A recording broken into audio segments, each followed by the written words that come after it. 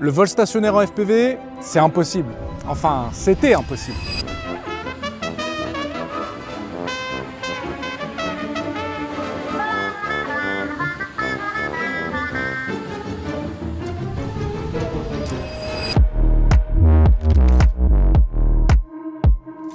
Bonjour à tous, j'espère que vous allez bien. Aujourd'hui, on se retrouve pour un épisode un peu particulier parce qu'on va parler d'une nouveauté qui a vraiment fait du bruit dans la communauté FPV ces derniers mois, surtout du côté des anglophones. Betaflight, le firmware qu'on utilise sur la grande majorité de nos drones FPV, a sorti une mise à jour majeure en décembre, la version 2025.12, et elle introduit deux nouvelles fonctionnalités qui changent vraiment la donne, le Position Hold et l'Altitude Hold. En clair, on peut maintenant appuyer sur un switch et le drone se stabilise tout seul dans les airs, position fixe, altitude fixe, un peu comme un drone DJI, mais sur un drone FPV. Dans cette vidéo, on va voir ensemble ce que c'est exactement, comment on configure ça pas à pas dans Betaflight, et surtout je vais vous montrer ce que ça donne vraiment en conditions réelles. Donc c'est parti. Alors, avant de rentrer dans la configuration, on va poser les bases pour que tout le monde soit au même niveau. L'Altitude Hold, c'est la première brique. Concrètement, quand on active ce mode, Betaflight ajuste le throttle automatiquement pour maintenir le drone à une altitude constante. Dans un sens, on n'a plus besoin de gérer les gaz pour rester à la même hauteur, c'est Betaflight qui s'en occupe. Le Position Hold, lui, c'est la deuxième brique. Là, on ajoute une dimension horizontale, le drone maintient sa position GPS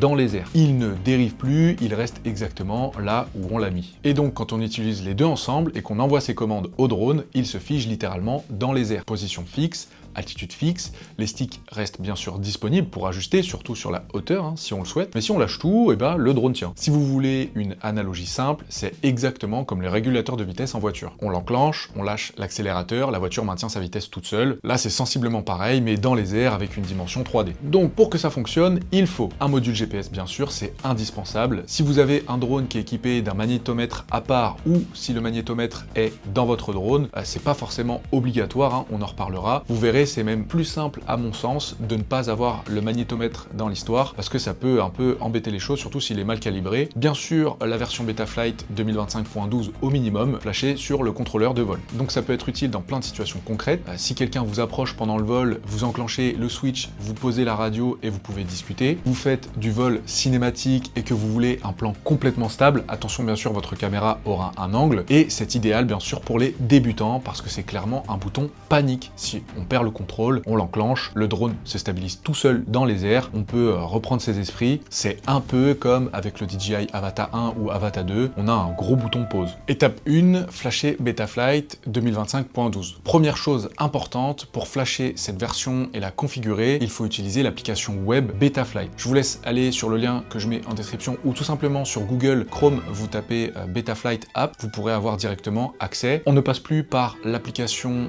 desktop, donc comme on l'utilisait avant. C'est un changement de cette nouvelle version, donc notez-le bien et surtout, plus besoin de mettre à jour son logiciel 10.9, 10.10 sur son PC. Maintenant, tout se passe en ligne. Et je crois même qu'il y a possibilité de l'avoir en hors ligne. Ensuite, au moment de choisir le firmware à flasher, il faut activer manuellement les options. Donc vous branchez votre drone, vous allez dans mise à jour du firmware, vous faites détecter votre carte et vous sélectionnez bien dans la partie à droite Position Hold, Altitude Hold dans le build parce que c'est pas activé par défaut. Si vous avez un magnétomètre sur votre GPS, activez aussi le support magnétomètre ou non, ok, on va partir sur 100 magnétomètres dans cette vidéo. Pourquoi pas de magnétomètre? Parce que si c'est mal calibré, vraiment, ça peut vraiment nous embêter. Étape 2, configurer le switch dans l'onglet mode. Donc une fois qu'on a tout flashé, que tout est bien flashé et que tout a bien redémarré, on va pouvoir aller dans l'onglet mode du configurateur. On recommande d'assigner l'altitude hold et le position hold sur le même switch, comme ça, avec un seul interrupteur, on active les deux en même temps. On peut aussi configurer une position intermédiaire du switch pour activer uniquement l'altitude hold si vous voulez le tester séparément. Moi ici je vais pas le faire. Je vous laisse aussi rajouter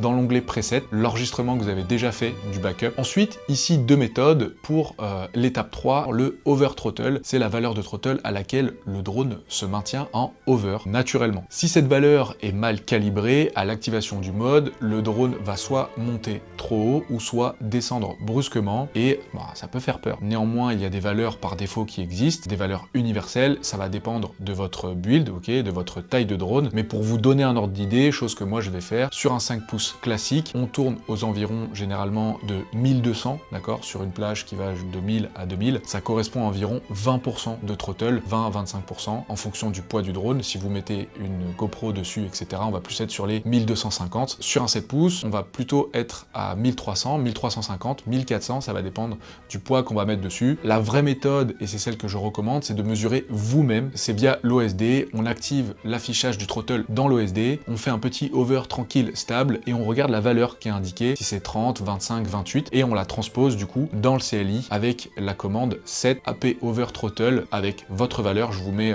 vous voyez à l'écran directement ce que ça peut donner.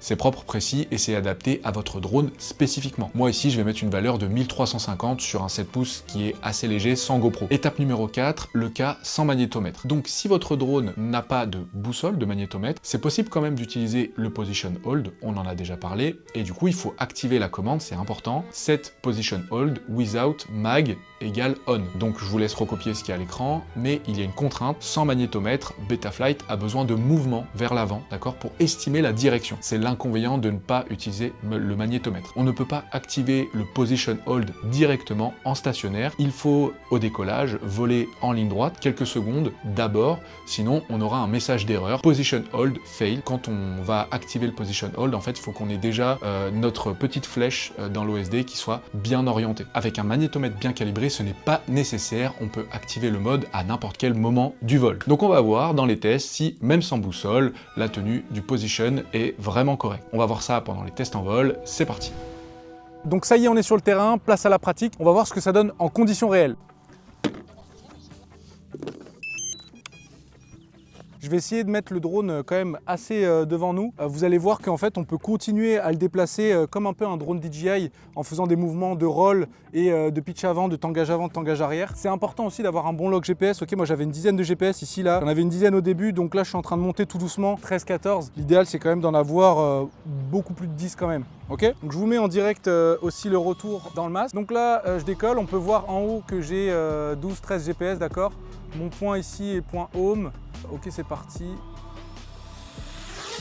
Là, dans l'idéal, je ne sais pas si vous m'entendez bien, mais c'est d'aller tout droit, d'attendre que la petite flèche qui est en haut de l'écran ici puisse bien se mettre dans l'axe. Et une fois que normalement elle est bien dans l'axe, eh bien, elle a compris la direction du drone. Donc là, vous voyez, je fais peut-être sur 300-400 mètres. Et une fois que je suis là, si j'active le switch maintenant, ok, donc là on voit que mes gaz, l'altitude en haut à droite, on voit l'altitude à 28 mètres, 27 mètres. Donc là j'ai plus rien, j'ai le masque sur les yeux, je vois en direct. Hein. Donc là je suis à 27 mètres, ça oscille. Ok, ça a l'air quand même assez stable. Ok, ça bouge pas trop. Là le drone je peux le piloter en mode DJI, hein, c'est-à-dire que là je fais du yaw, je le déplace sur lui-même, d'accord. Hop, un petit mouvement de lacet. Si je fais du pitch avant ici, je vais faire du tangage avant, pardon. Hop, on voit le drone, je peux le pencher en avant et le déplacer. Alors, est-ce qu'il va compenser la perte d'altitude ou pas? Non. Non, il conserve, il augmente même un petit peu. On est passé à 28 mètres. Ok, ça a l'air quand même, cool. Hein. Là, je suis en train de ramener le drone, je suis toujours à 27 mètres. Bon, l'inconvénient, c'est que vous l'aurez compris, vous voyez, là, j'ai tout lâché. Le drone, il reste à son altitude. Je fais juste attention à bien garder à l'œil en haut à droite ici l'altitude pour être sûr qu'il ne descend pas trop bas. Si je coupe les gaz, ok, le drone en fait il a les gaz qui sont coupés mais il continue à avoir son altitude. Et là vous allez voir, si je vais, vous voyez à gauche ici je monte les gaz, je vais les monter à 50, 60, 70. Là vous voyez le drone est en train de remonter tout doucement. Ok, là, vous voyez 37, 40. Ok, je pompe un petit peu vers le bas, on peut descendre. Donc là je suis à 7 mètres du sol. Je vais faire attention. Oh, je remets un petit coup de gaz, on sait jamais. Ok, je vais essayer de revenir vers nous. Ouais, c'est assez doux. Hein. Donc là, je suis vraiment en mode DJI. Hein. Je vais revenir vers nous. Là, si je relâche tout, je fais attention. Ok, je vais essayer de faire un orbite autour de moi comme en DJI. Ok, ça marche pas mal. Hein. Bon après, comme j'ai la caméra qui est inclinée, c'est difficile de pouvoir faire un plan comme un drone stabilisé. Hein. C'est normal, la caméra elle est fixe. Je vais essayer de descendre un petit peu. Par sécurité, je préfère quand même garder le retour dans le masque et de ne pas le faire à la main. Là, vous avez vu, j'ai failli toucher le sol. Je vais essayer de me rapprocher un peu. Là, j'ai vraiment l'impression de piloter un drone DJI, c'est drôle. alors que c'est mon épervier.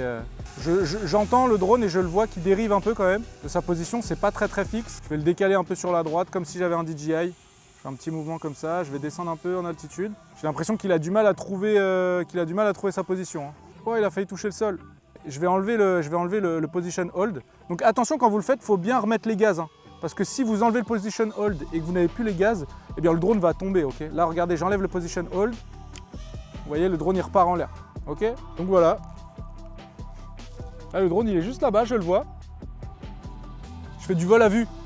Important. Hein. Très important le vol à vue. Là c'est du vol à vue. Impeccable. J'aimerais bien le ramener quand même pour qu'on puisse le voir de plus près. Bon. Ouais, il est descendu d'un coup. Donc vous voyez que c'est pas non plus hyper précis, surtout quand on est proche du sol, assez ras du sol, d'accord? Là, c'était vraiment juste pour vous montrer, rapprocher le drone de la caméra, mais le but n'est pas là vraiment pour le position hold. C'est on vole, on est en hauteur, on prend en compte qu'il va peut-être descendre de 2 ou 3 mètres, d'accord? Mais sinon, il va quand même garder, on le voit, très bien son cap et très bien son altitude. Hein. Je vais attendre de voir si avec plus de GPS, c'est beaucoup plus précis. Là, j'étais à environ 14-15 GPS, on l'a vu, satellite, pardon. Là, je suis remonté à 17-20. Donc on va voir si au plus on a de GPS, enfin de satellite pardon, au mieux c'est ou non. Ok, je vais tout droit. Il a l'air de bien avoir de connexion là. Position hold. Je regarde en haut à droite, je fais attention qu'il ne descende pas en dessous de 30 mètres d'un coup. J'ai l'impression là, durant les essais, j'ai vraiment l'impression qu'au plus on est loin de sa base de décollage, au mieux c'est précis. J'ai vraiment cette impression là. Parce que là-bas en fait le drone il reste à 30 mètres, ça bouge pas quoi. Si des fois il va à 29, 31, ok il y a un petit delta mais il est hyper stable, ça bouge pas. Pourtant j'ai 19 satellites. Ouais, j'ai vraiment l'impression que plus on est loin, mieux c'est. J'enlève le position hold, je vais revenir tranquillement. Je vais essayer d'aller de l'autre côté maintenant. Position hold, 33 mètres. Okay. Est-ce que du coup ma caméra enregistre toujours? Oui, ma caméra enregistre toujours. Grâce au position hold, eh bien je peux voir en direct si ma caméra enregistre toujours. Donc là le drone il est par là-bas. J'ai vraiment l'impression que plus le drone est loin, mieux c'est précis. Après, comme vous l'avez vu, je n'utilise pas le magnétomètre volontairement parce que pour vous montrer que c'est possible de le faire avec n'importe quel GPS. Mais je pense qu'avec un magnétomètre bien configuré, bah en fait ce sera beaucoup plus précis, ça j'en suis certain. Ok, j'enlève le position hold, j'ai failli enlever l'armement, c'est dingue. Ok. Et je reviens sur le paramètre de hover. Vous avez vu, moi j'ai mis 1350 parce que j'ai estimé que mon drone 7 pouces est quand même assez léger et qu'à 1350 il pouvait être en hover. Et globalement, là je m'en rends compte ici, hein, c'est quand même assez constant. Je pense que je serais peut-être à 32 en vrai. Ouais, bon, je vais laisser à 1350, c'est quand même... Ouais, je suis à 32. J'aurais dû mettre 1320. Bon, je vais laisser à 1350. Pour les 5 pouces, je pense qu'on est plutôt sur les 1200, 1250. En fonction si vous avez mis une action cam ou quoi. Ouais, j'ai vraiment l'impression que dès que je suis à plus de 30 mètres là, si je mets le tac, position hold. Ok, 8 mètres, 9 mètres, 10 mètres, 9 mètres. Ouais, j'ai l'impression que c'est vraiment plus précis en étant loin. Hein. Là, je suis à 100 mètres de ma position. Je fais du vol à vue. Oui, je fais du vol à vue, impeccable.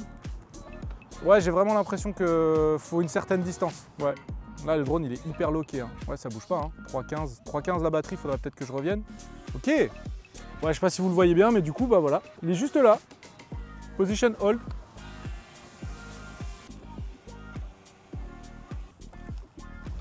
Et voilà, impeccable.